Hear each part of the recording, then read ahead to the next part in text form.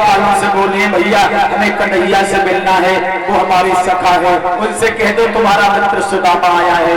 घर पर कहने लगे कन्हैया के मित्र आता तो विमान में बैठ के आता है, भेंट में हीरा जवाहरात लेके आता है, तो भाई पाइन में चप्पल ना है, शरीर पे वस्त्र ना है, कन्हैया को मित्र बता रहे। सुदामा बोले भैया तुम गरीबी को धक्का देने लगे। अरे कह दो ना कन्हैया सजा करके कि तुम्हारा सगा सुदामा मिलने के लिए आया है। एक पहरेदार बोलो भैया हमें खा लेना दोनों कहीं नहीं तो सब कन्हैया के पास पहुंचे। पंजबाब बोली दरवाजे पर ब्राह्मण देव आइए।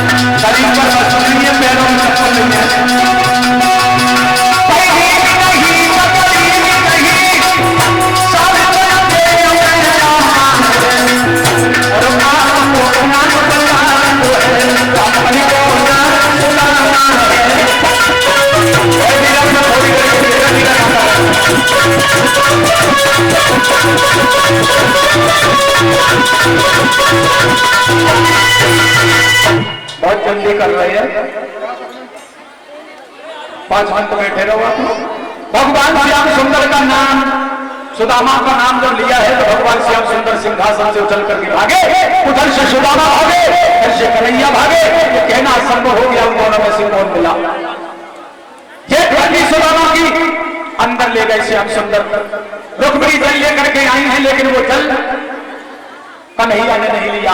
देख सुदामा विधि न दशा करुणा करी के करुणा निधि रोए, और पानी पड़ा तो छुओ ना जनने नन के जल सो पग धोए।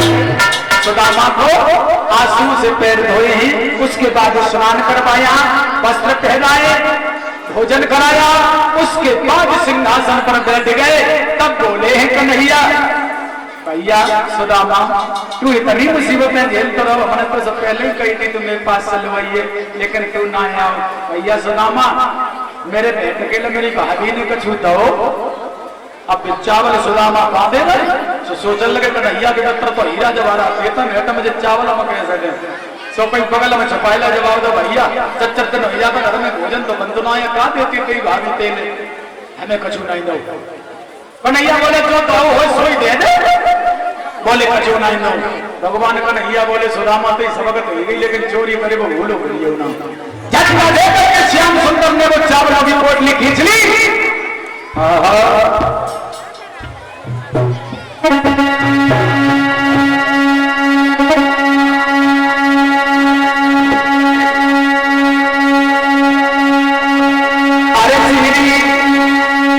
चावल हाथ में ले लिए, माता ने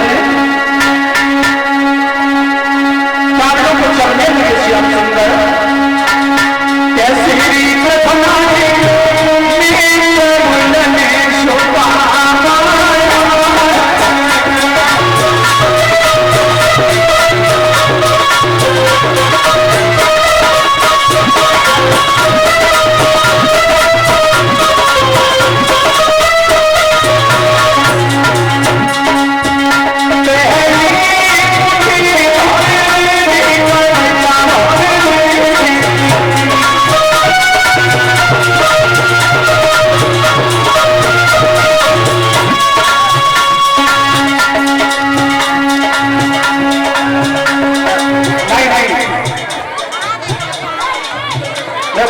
हम तुम्हारे गांव के हैं, चावल फेंके नहीं जाते, अनाज का अनादर होता है। और कोई छात्री अगर गांव में आए जाए उनसे जो कहेगा तो मतलब चावल फेंकने की कहे तो तुम कहते ना हमारे गांव में भी अपने शास्त्री है चावल फेंकने की कहे तो तुम यही तो भाई का मुंडा में दिए ये तो चावल फेंके नहीं जाते हैं चावल चढ़ाए जाते हैं।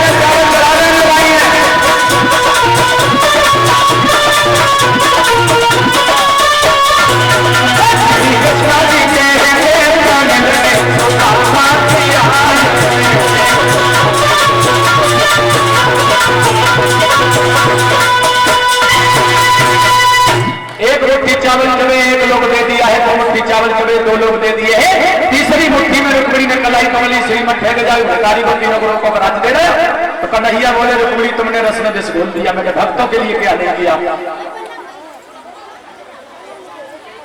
उसी समय हुआ ये योग माया से कहा कि जाओ बहुत सुंदर सुदामापुरी बना करके तैयार करो, तो लोग भगवान ने सुदामा को दे दिए। और उसके बाद सुदामा को जो पिता किया है तो पिता करते समय एक पुष्प दिया है भगवान श्याम सुंदर ने सुदामा को।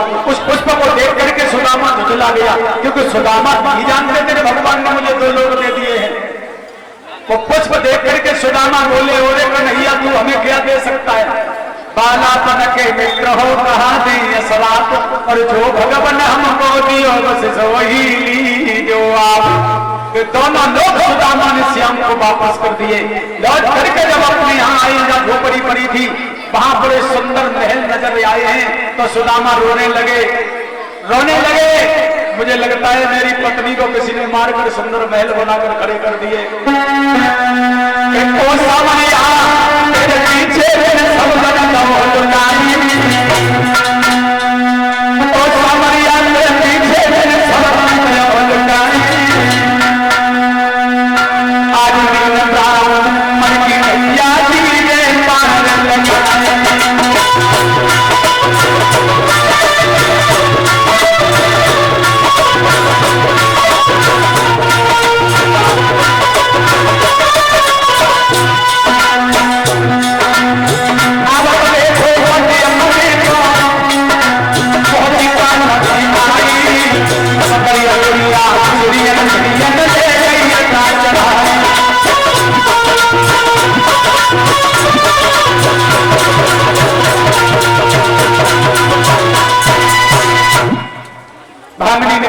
आई है कलाई पर सुदामा को अंदर ले गई है कि महाराज जी सब आपका है। तो कन्हैया ने बार बार क्षमा मांगी है सुदामा से। और सुदामा बोले हैं, हे प्रभु तुमने मेरे लिए क्या नहीं किया, मैंने चलते वक्त भी आपको गाली दी, लेकिन आपने मेरे लिए क्या नहीं किया, बार बार क्षमा मांगने लगे हैं सुदामा। इस तरह के सुदामा की गरीबी को भगवान श्याम सुंदर ने दूर किया है। श्री सुखदेव जी बोले हैं, राजन परीक्षित इधर 7वां दिन तक तिलक लगाए जा रहे थे, परीक्षित को डसने के लिए तक्षक नाग चला है। रास्ते में गुरु धर्मांतर से भेंट हो जाती है, तो बोले कहां जा रहे हैं, बोले तुम कहां जा रहे हो, बोले हम परीक्षित को डसने, धर्म मंत्र बोले हम उन्हें जिंदा करने जा रहे हैं। बोले ऐसा करो, हम जब वृक्ष में फुसकाल लगाते हैं वृक्ष जल जाएगा, अगर तुमने इसे हरा भरा बना दिया हम समझ जाएंगे तुम परीक्षित को जिंदा कर दोगे, तो हम यहीं से हार मान करके वापस लौट जाएंगे। बोले लगा फुसकाल, तो तक्षक ने फुसकाल लगाई, वृक्ष जल गया। हनुमंत ने नजर डाली, वृक्ष हरा बन गया।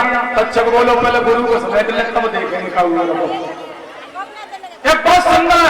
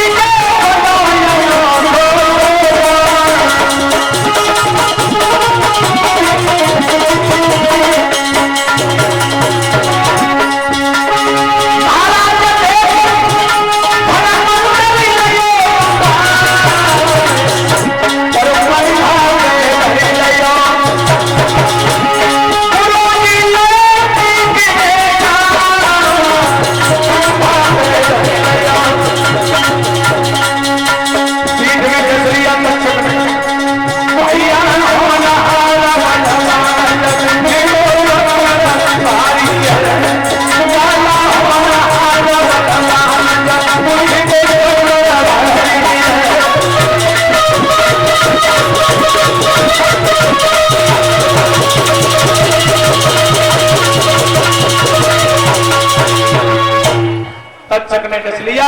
धनवंतर बोले चेला मेरे साथ छल हो गया, अब मैं नहीं बचूंगा, अगर तुम मेरे ऊपर ढाक बजाओ तो हम जी सकते हैं।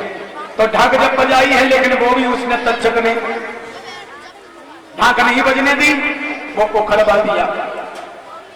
बेमतलब में ढाक बजाया जाओ। अंत में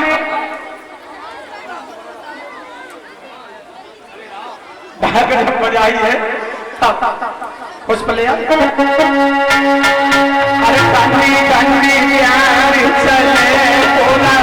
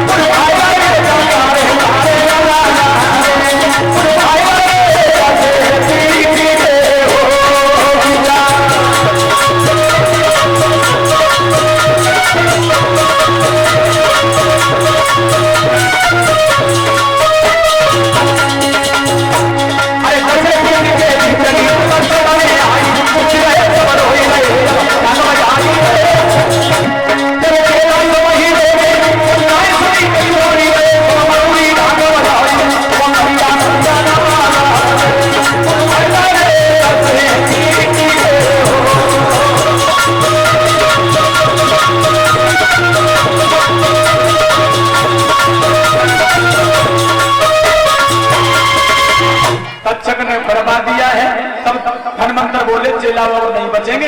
अब भी तुम अपनी खैर चाहते हो तो मेरे आमिष को राग करके खा लो, तो एक नहीं बल्कि 1400 धन मंत्र बन जाओगे। आमिष रंधने के लिए रखा तो तक्षक भर आ गया कि बेमतलब में गुरु के मांस को किसी ने खाया तुम ही खाओगे, फेंक दो उठा करके फेंक दिया। उछलता कूदता वो मांस बंगाल में पहुंचा। बंगाल की धोबिन अपने पति से नाराज होकर के आई थी, जिसने उस आमिष को पहचान करके खा लिया और वो जादूगरनी बन गई, सारे बंगाल वालों को जादू सिखा दिया।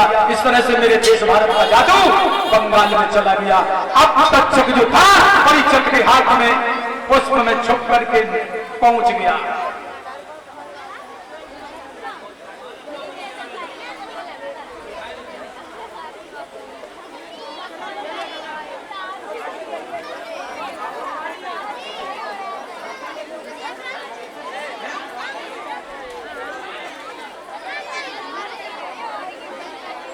गंगा की तरफ मुंह करके खड़े हो।